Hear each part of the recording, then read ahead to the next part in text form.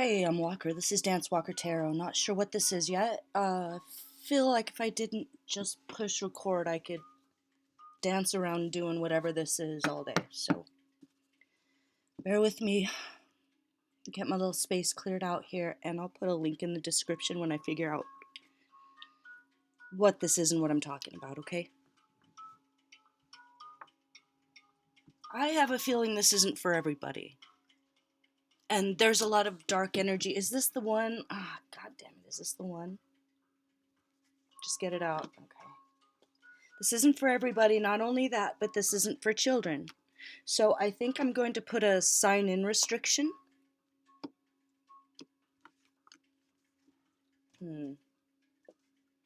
Water sign, air sign. Ooh.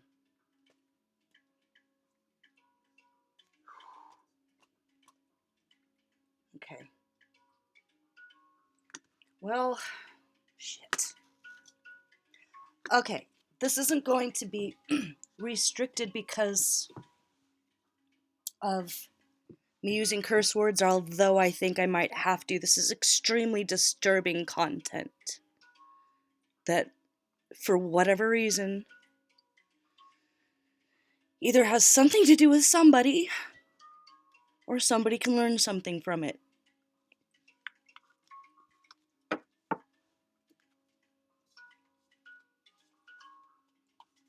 I had to transmute a lot of energy. For those that read tarot, you know what I mean. I just drank a gallon of water in like 10 minutes while this stuff was kind of swirling around. Smoked a bunch more than I'm comfortable normally, and it helped. Cleared out the space like 100 times over. And I'm gonna keep it vague, but this is actually literally disturbing content. So if you have anyone under the age of 18, and I'm not kidding, I don't care how progressive you are, please get them out. And if you're easily disturbed, this probably isn't for you.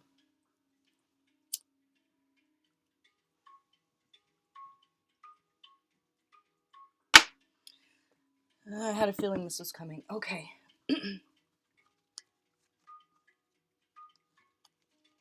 Can you tell I was trying to keep it like light and fun and like with the tie-dye, and then this kind of dark feeling started coming in, and the story and the, oh my god, I literally just made these candles, so they're imperfect. Don't make fun of me. I needed something where I could just really transmute this energy, because it's dark. So either someone is in the music business, the movie business, or the business of giving people the business. So if there are some dark-hearted people watching this for dark-hearted reasons, you can learn something too. Okay. Where are we at? 4 minutes? Oh, Jesus. I'm really dancing around this. Okay.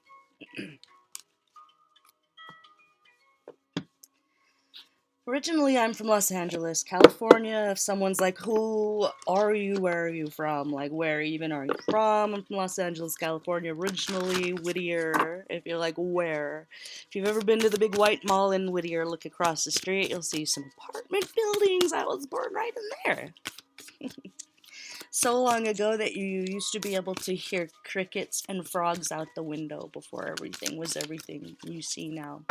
And I love Los Angeles. And you know what? The people that are really from there, that didn't go there for whatever else reason, are the best people you'll ever meet. I swear to God. There's this reputation of Los Angeles being this cold, heartless, vapid place, which Hollywood is, yes, and some places are. But that's not what it really is. That's not what the land is, and that's not what it represents to me, which is why it's so hard for me to be there these days. Oh my God, am I dancing around this? Okay, I need to put on my big girl pants here. So, For those that are from the area, you might react some type of way when I say the name Big Lurch. If some of you are older and you remember who Big Lurch is, this is that kind of reading, okay? If you don't know who that is, and you're all right with having one of those days where, you know, you're ready for God to just strike us all dead now, this would be one of those cases. But there's a lot of facets to this case and this situation that is more than meets the eye, and it has something to do with someone watching this.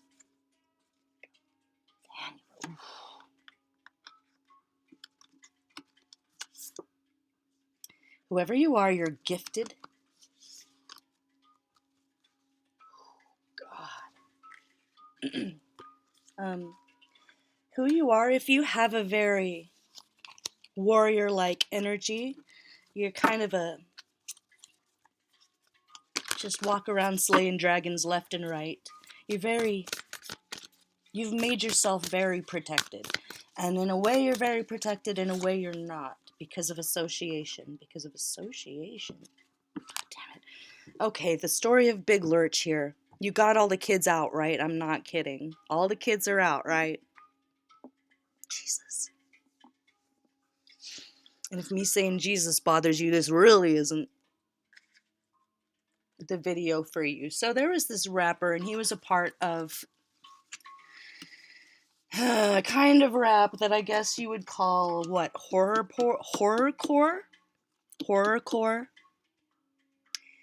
Like, it would be the equivalent, like, if you're an old white person, you're like, what is that? It would be like the equivalent of, like, 6 Feet Under, the band, but rap. Hip-hop.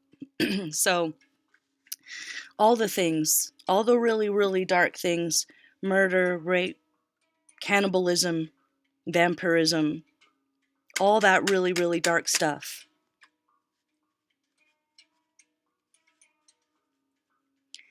And so there's a side of it where,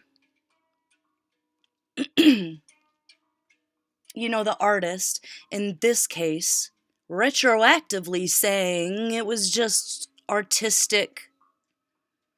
It was just an artistic project. It's like an edgelord thing, just trying to see who can say the worst, most disgusting thing. Which, if you know a lot of that super hardcore, like horror core metal music, like the black stuff, and I don't mean like black is beautiful, black people, I mean darkness, I mean murder, I mean cannibalism. Like that guy from that one band that I don't even want to talk about him or his name because it's so satanic, like real Satanism. Like not edgelord Satanism, like we just are standing up against the wrongs that the church has done. Which, that's all fine and good, but could you guys come up with a different name other than the Church of Satan? Because there really is a Church of Satan, and they use y'all as a cover. Which brings me to this case.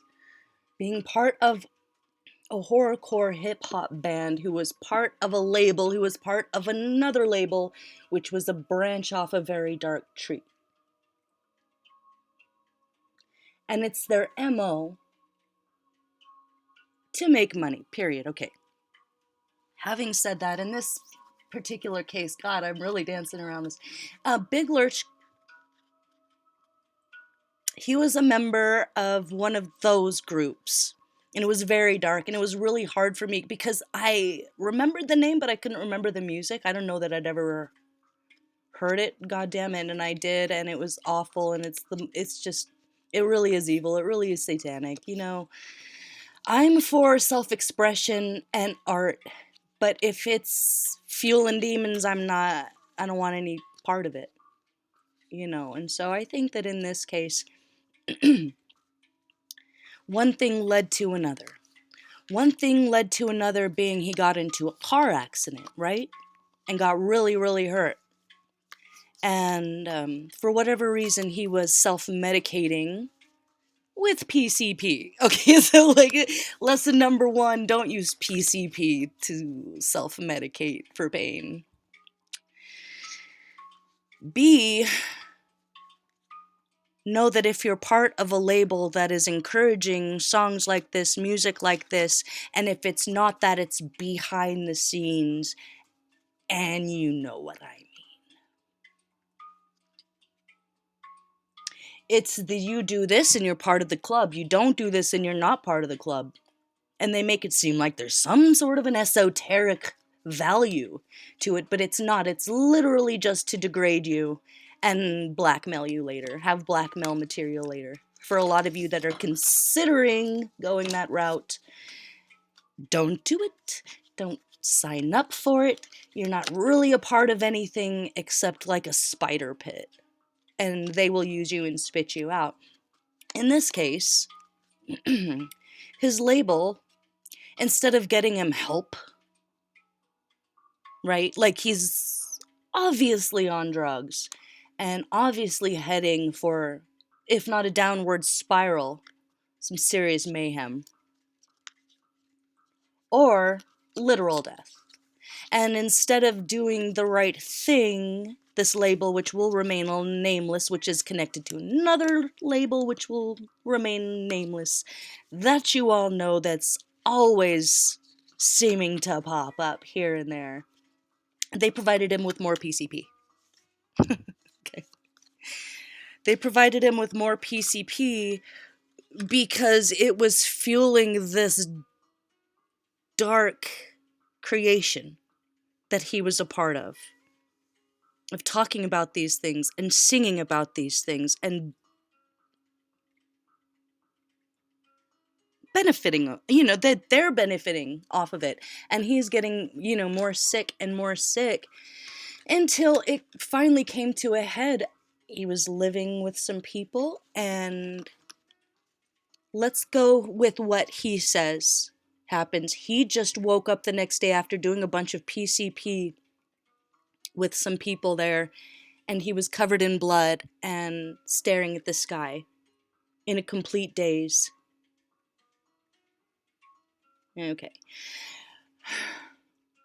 What happened in there, it might always be a mystery, but what he went to jail for was murder and cannibalism.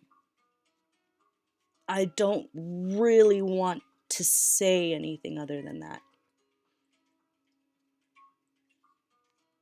He was found the next day in the street, staring at the sky, screaming, covered in blood. Okay? And so, immediately, he's guilty, right? Because of the music that he makes? Because of what he's talking about? Whether it was edgelord or not? Whether it was edgelord or not only was a woman who was a beautiful, innocent human being with a soul, her life was snuffed out in a terrible, dark, and degrading way by someone that night, which he says he was set up. She had members of gangs associated with her who were associated with some of these labels, who were associated with much bigger fish, much bigger sharks.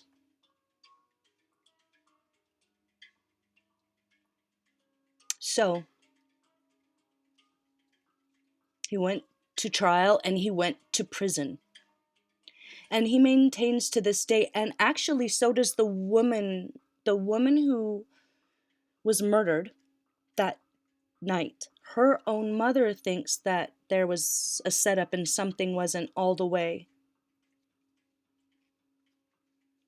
kosher.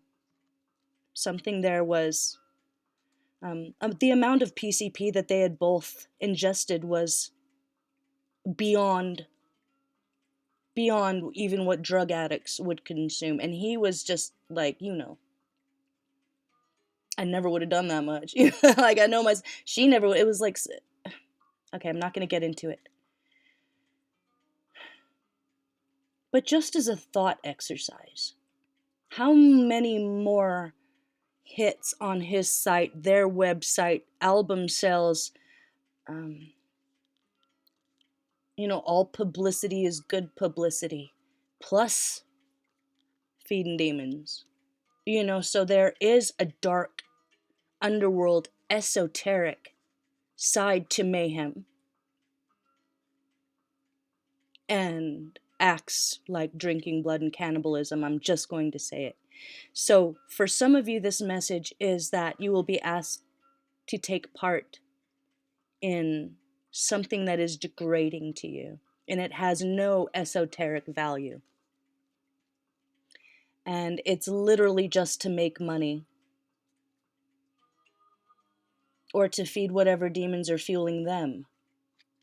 And if it's murder, mayhem, cannibalism, drinking blood, you don't want anything to do with it.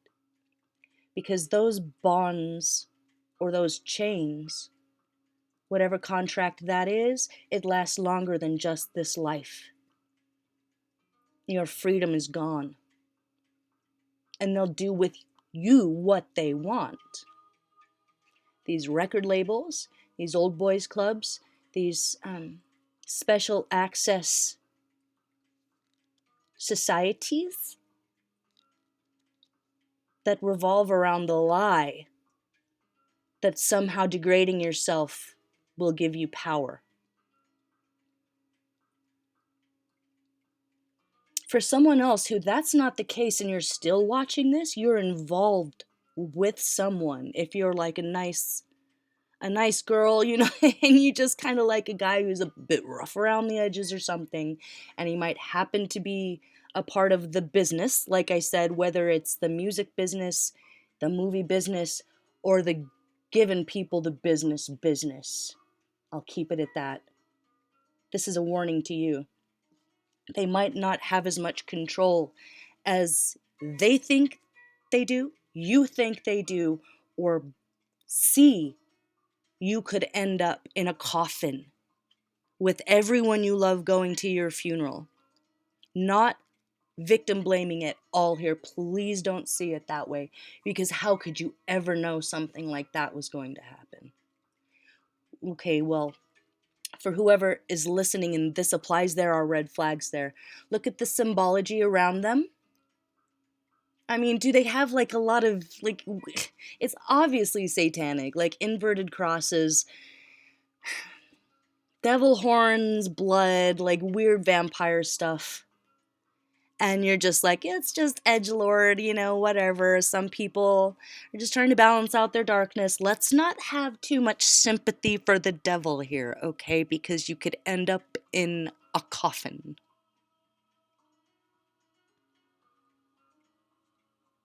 I really want this to be over. Hold on. Jeez. Ooh. Yeah, you don't have to be part of this world. For some of you, it's not too late. It's not too late. Please make the decision to walk away from any dark contracts like that. These people are not in control. Misery loves company. Misery loves company. And if you're like, what does she mean feeding demons? I mean, disembodied spirits that have been forbidden to interact with humanity. It's like allowing a child molester around your children and just hoping for the best. These things are not for you. Whoever you are, you have a beautiful soul inside of you. And if none of this applies and you're like, I would never in a million years, but I'm still watching, the message is that because you won't play ball, because you would never take it to the level that they want you to really get you stuck in this labyrinth, they're going to try and set you up. So be careful. Make sure you know who your friends are.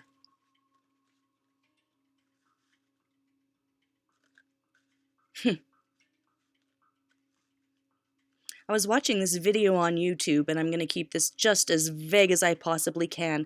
I have a bunch of friends sitting around and having lunch together or whatever. And everyone loves each other, right? And there's one that gets a lot of attention. I accidentally paused it on a spot where it's like every one of them was looking at the one for a split second with they dropped the act, looking at him how they really felt about him. And best friends, blood brothers, but not really.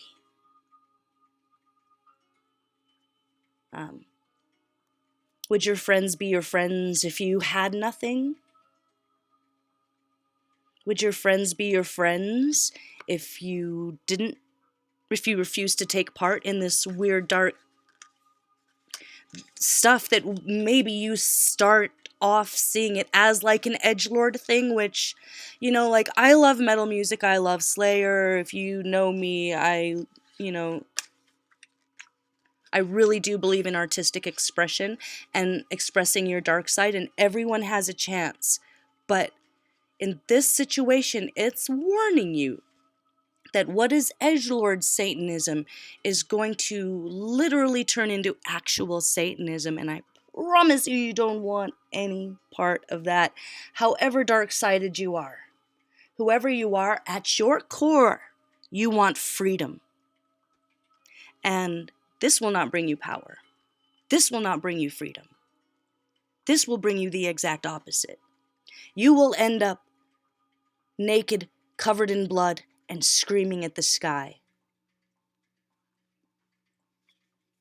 And I'm going to leave it there, because I want nothing more to do with this reading, and I think I've said what I had to say.